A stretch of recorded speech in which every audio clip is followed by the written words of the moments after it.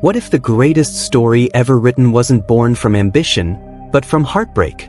Before Hamlet became the most famous tragedy in the world, there was a real family in a small English town, living a quiet life on the edge of a dark, whispering forest. A young teacher named William Shakespeare meets a mysterious woman named Agnes, a woman people fear, a woman people call a witch's daughter, and a woman who can feel the future in her hands. Their love begins like a spell, tender, wild, and dangerous, and for a moment, everything feels like fate is finally being kind. But then sickness comes to their home. A plague, a sacrifice, and a loss so deep it breaks their marriage, their faith, and even Agnes's gift. And out of that loss, a play is born. This is the story of Hamnet, not the Prince of Denmark, but the child behind the name. Hamnet is a 2025 historical drama film directed by Chloe Zhao.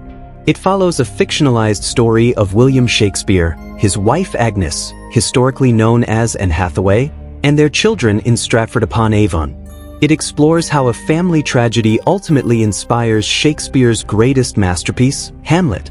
Notably, in Shakespeare's time the names Hamnet and Hamlet were effectively interchangeable. In the movie's prologue, a brief text reminds us that Hamnet and Hamlet were essentially the same name in Elizabethan England, hinting at the deep link between Shakespeare's son and his famous play. Agnes is introduced not as the conventional Anne Hathaway of legend, but as a vibrant, mystical young woman. She lives on the edge of the forest and is rumored to possess uncanny gifts. William, on the other hand, is a young man with big dreams trapped in a small-town life. As the story begins, fate brings these two together in a chance encounter that will change their lives forever. The story opens in Stratford-upon-Avon in the late 16th century. We first meet William Shakespeare working as a humble Latin tutor. He teaches a Latin class, but finds his mind wandering. Through the window, he spots a hawk circling overhead. Curious and restless, William slips out of the stuffy classroom, letting his feet carry him toward the nearby woods where the hawk flew. At the forest's edge, William witnesses an unusual sight. A young woman stands calmly with her arm outstretched, wearing a leather falconry glove.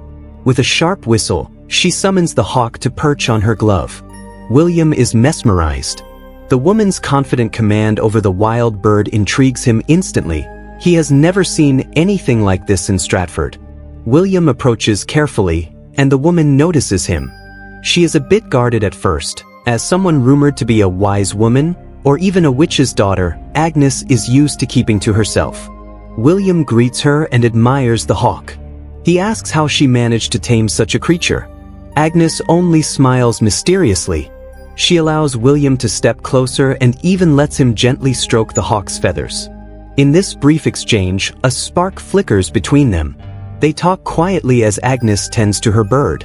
William, clearly enamored, finds excuses to prolong their talk, and Agnes gently teases him for following a random hawk into the woods. Despite her teasing, Agnes is intrigued by this polite, bookish young man who stumbled into her world. She offers her name, Agnes, and learns he is William. The connection between them grows with each passing moment. Agnes leads William to her family's old barn nearby so she can secure her hawk. As they enter, William accidentally bumps his head on the low door beam, leaving a small cut on his forehead. Agnes reacts immediately, using her knowledge of herbs to help. Inside her barn, Agnes gently dabs a salve of crushed plants on William's brow, a healing ointment her late mother taught her to make. William is struck by her nurturing skill and the soothing touch of her hand. In the warm dimness of the barn, an unexpected wave of emotion washes over them. William thanks her softly, and the two find themselves standing very close. Acting on impulse, William leans in and they share a sudden, passionate kiss. The kiss surprises them both with its intensity. Breathless and wide-eyed, Agnes pulls back, suddenly shy and unsure. Overwhelmed by how fast this encounter has become so intimate, she asks William to leave for now so she can gather her thoughts. William, though reluctant, respects her wish and departs, glancing back to see Agnes watching him with wonder. After that fateful meeting, William cannot stay away. He wanders near the woods day after day until he finds Agnes again. They begin a quiet courtship beneath the trees, away from prying eyes. Each day their bond grows stronger through walks and whispered conversations in the forest's solitude. One day in a hidden forest cave, William entertains Agnes by vividly telling her an old myth. She is delighted by his storytelling talent. Sitting together on the mossy cave floor, Agnes asks him for another story. William, ever the aspiring poet, obliges with enthusiasm. He recounts a tale from ancient Greece, perhaps the myth of Orpheus venturing into the underworld for his love Eurydice. His voice echoes off the stone walls as he brings the story to life, and Agnes listens, completely enthralled. In the flickering dim light of the cave, this shared story cements their connection. Agnes realizes that William's imagination and words make her heart soar. When the tale is done, Agnes gazes at William with affection and curiosity. Acting on an intuition, she reaches out and takes his hand. Agnes possesses a subtle gift of foresight. When she touches someone's skin, she sometimes perceives flashes of their future. As her fingers press against William's palm, her eyes fall shut and she experiences a startling vision. She sees brief, intense images, flashes of William's future, vast and dazzling accomplishments, journeys to far-off places, great successes and deep sorrows, more than she can fully grasp. These visions swirl around a sense that William is destined for extraordinary things. Amid this rush of insight, Agnes also glimpses something personal. She sees herself in a distant moment, lying on a bed with 2 children beside her. The vision then fades, and Agnes returns to the present, breathless. William, noticing her sudden trance, asks if she is all right. Agnes slowly releases his hand. In a quiet, shaken voice, she tells him she felt something, that she knows he will achieve greatness, though she can't explain how. Blushing, she also mentions she saw an image of herself with 2 children, which puzzles her since she has none yet. William is astonished and a bit bewildered. The idea that this enchanting woman can sense his hidden potential both excites and unnerves him. From this day on, their fate seems sealed. Deeply drawn to each other, William and Agnes become lovers. In a sun-dappled clearing of the forest, they share their first intimate night together, giving in to the passion that has grown between them. They find solace and love in each other's arms, the tall trees standing as silent witnesses. Not long after, Agnes discovers she is pregnant. With a child on the way, she and William decide to marry without delay. The young couple faces some resistance. William's family and Agnes's stepfamily both have misgivings. Marrying a woman rumored to be a witch's daughter, who is also pregnant out of wedlock, is a bit scandalous in their conservative town. But William and Agnes are determined to build a life together. They wed in a simple ceremony, vowing to stand by each other. Despite any gossip, William is devoted to Agnes, and she to him. Agnes soon gives birth to their first child, a daughter named Susanna, whom she delivers safely, perhaps in the woods, true to her independent spirit. William and Agnes are overjoyed to become parents. They treasure their baby girl and begin raising her while living with William's family in Stratford. However, domestic life brings new challenges. William's father, John Shakespeare, is a pragmatic man who expected William to join the family glove-making business. John is unhappy that his son is spending time writing poems or helping actors instead of doing manual work. He pressures William to give up his foolish scribbling and earn a living in a respectable trade. William, now a husband and father, feels torn between duty and passion. The tension between William and his father finally erupts. One day, an argument in the workshop escalates into a physical fight. John shouts that William is a disgrace and strikes him in anger. This time, William stands up for himself. He strikes back, shocking his father. It's a turning point for William. He realizes he cannot thrive under his father's thumb or in the confines of Stratford's expectations. In the aftermath, William is frustrated and restless. He has great talent and dreams of a life in the theater, but here he is stuck in provincial Stratford, clashing with his father and unable to progress. Agnes, seeing William's misery, understands what must be done. She loves Stratford and the natural life they have, but she knows William's destiny lies elsewhere. Agnes, as much as it pains her, encourages William to follow his calling to London and join the lively theatre scene there. She promises to manage without him in Stratford and assures him that she believes in his talent. With Agnes's blessing, William makes the tough decision to leave his family, at least temporarily, to pursue his ambitions. He bids a heart-wrenching farewell to Agnes and baby Susanna. William departs for London, promising to return home when he can and to support them from afar. Agnes holds back tears as she watches him go, hoping that the opportunity will fulfill him and trusting that their bond is strong enough to weather the distance. Life without William is difficult for Agnes. She remains in Stratford with her in-laws. The young mother copes with lonely nights and the scrutiny of neighbors, but she stays strong for Susanna. Years pass, and William occasionally visits, each time welcomed with joy and bittersweet tears. Eventually, years later, Agnes gives birth to twins, a boy named Hamnet and a girl named Judith, conceived during one of William's visits home. The birth is not easy. Mary Shakespeare, William's mother, insists Agnes stay in the house for the delivery rather than rushing off to the woods. Agnes delivers the boy, Hamnet, without much trouble. He emerges healthy and crying loudly. But when the second baby, little Judith, is born, she isn't breathing. The room falls into panic and sorrow as the newborn girl lies limp. Agnes refuses to accept this fate. Channeling all her knowledge and determination, she revives her newborn daughter, rubbing her, clearing her airway, even using a pinch of her herbal mixture under the baby's nose. After a tense moment, baby Judith gasps and lets out a cry. Agnes and the entire family breathe a sigh of relief as color returns to Judith's tiny face. Against all odds, both twins survive. William receives word in London that he now has not one but 3 children, and that his wife performed something of a miracle. He is overjoyed and awed by Agnes's strength. Although he cannot rush home immediately, this news deepens his longing for Stratford. Now with 3 young children, Susanna, Hamnet, and Judith, to care for, Agnes certainly has her hands full. The children grow up healthy and happy in the countryside under Agnes's care. The family's fortunes also improve over time. William's hard work in London pays off. He becomes a celebrated playwright and actor. With the money he earns, he eventually buys one of the largest houses in Stratford for his family, a home called New Place.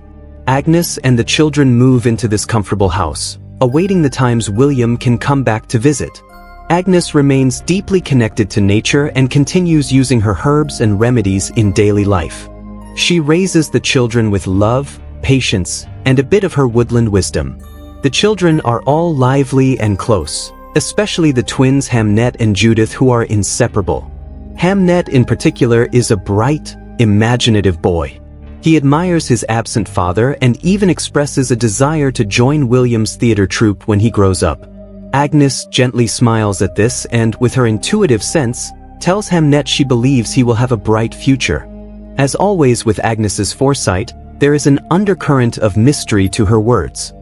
Agnes and the 3 children, Susanna in the center, with Hamnet and Judith on either side, enjoy a moment outside their home in Stratford. The children spend their days playing in the yard and helping with small chores. They put on little plays for their mother and run freely through the fields. Agnes often tells them folklore and tales she learned from her mother, nurturing their imaginations. Though William is often away in London, he writes letters and occasionally returns with gifts and stories from the city. These reunion times are joyous. William delights his kids with funny anecdotes about actors and life in bustling London. The family bonds are strong despite the physical distance.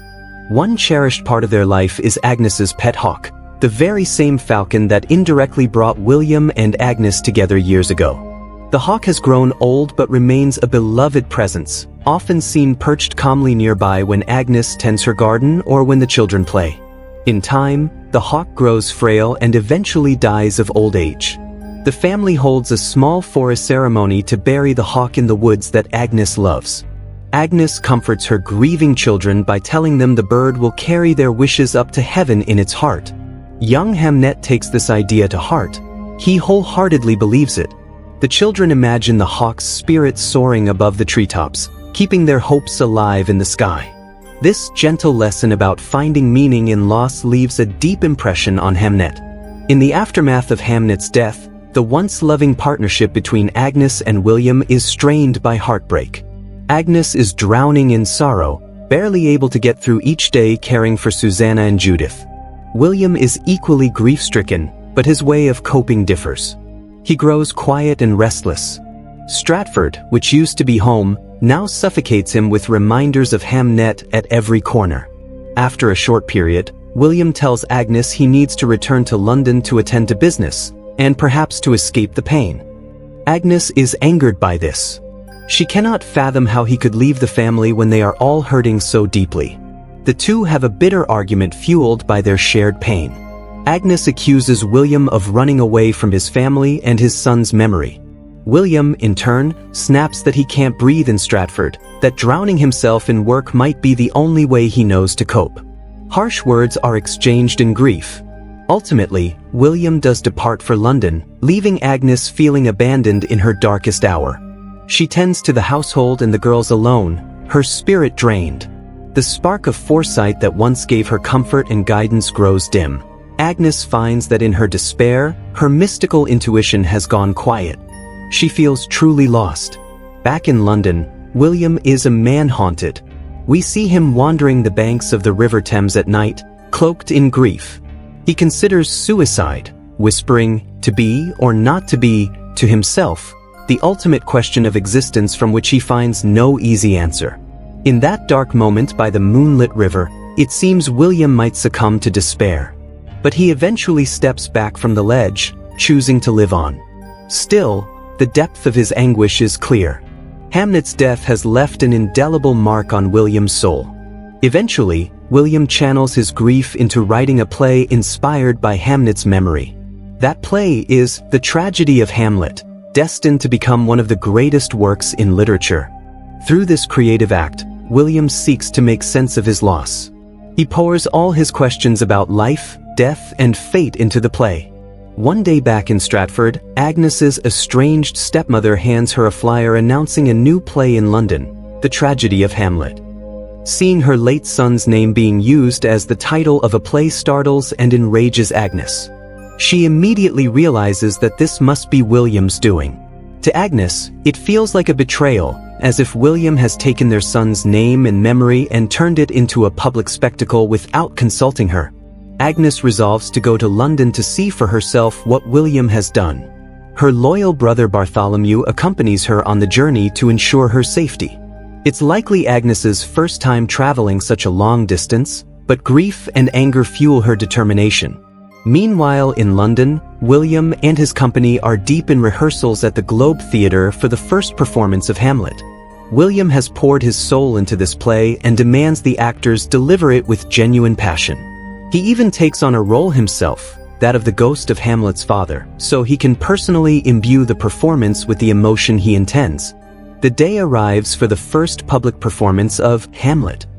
The Globe is packed with an eager crowd. Agnes and Bartholomew manage to find a spot among the audience. Agnes's heart pounds as the play begins. When she hears the character Prince Hamlet's name spoken on stage for the first time, she bristles. It's jarring and painful for her to hear Hamlet, so close to Hamnet, spoken so freely. She initially feels her son's name is being profaned in front of strangers. As the tragedy unfolds, however, Agnes's feelings begin to shift. Scene by scene, she gradually realizes that this play is not an act of disrespect but a labor of love, a channel for William's grief. The story of Prince Hamlet, a young man mourning his father, grappling with life and death, starts to resonate with Agnes's own pain. She sees reflected on stage the very emotions that have consumed her and William. When William appears on stage as Hamlet's father's ghost, Agnes is profoundly moved. In the play, the ghostly father implores his son to remember him. Seeing her husband dressed in ghostly robes, speaking lines of paternal love and sorrow, Agnes understands that William has channeled his grief into this play. This entire production is a tribute to their lost son, an attempt for William to communicate with Hamnet across the divide of death, in the only way he knows how, through theater. Agnes reaches out in the audience as the tragedy of Hamlet unfolds. In the final scene, as Prince Hamlet lies dying near the edge of the stage, Agnes is overcome with emotion. She instinctively reaches out toward the young actor, as if reaching for her own son. Many in the audience follow suit in this poignant moment. In that instant, Agnes momentarily envisions Hamnet on the stage, smiling at her before disappearing gently. Agnes breaks into relieved laughter, smiling for the first time since Hamnet's death. When the play ends, the crowd erupts in applause. William steps forward to take his bow. From the stage, his eyes scan the audience and meet Agnes's gaze. Both of them are openly crying, but there is a light in Agnes's expression that William hasn't seen since before Hamnet died. It's forgiveness, understanding, and love. Afterward, Agnes pushes through the dispersing crowd. William comes down from the stage. They come together and embrace tightly, both trembling with emotion. In that hug, no words are needed. Agnes and William understand each other completely now.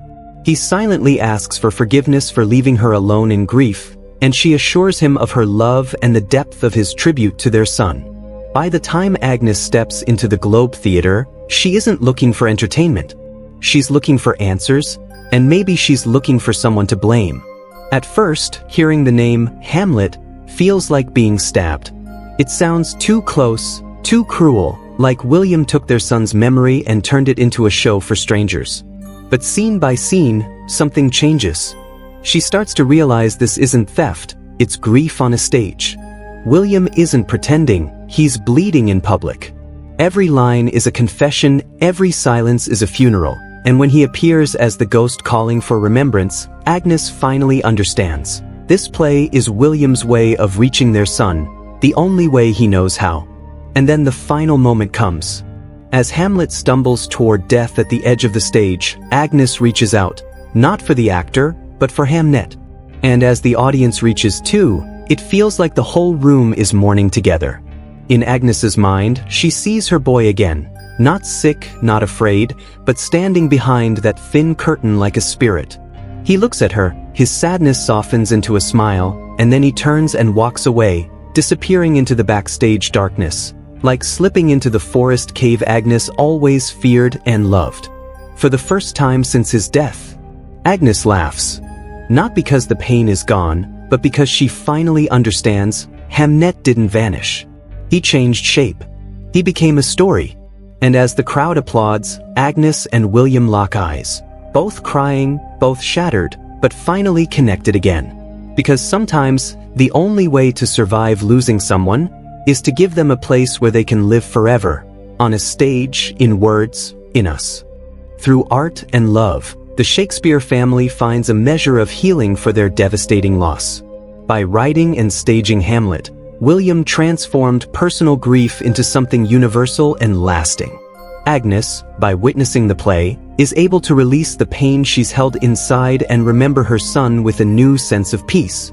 Hamnet is ultimately a tale about love, loss, and the healing power of storytelling. In the end, the film shows that even the greatest tragedies can inspire profound beauty, turning sorrow into a timeless work of art and pain into a legacy of love that endures. If you like this video, don't forget to hit the like button, share your thoughts in the comments, and subscribe for more gripping movie explanations like this.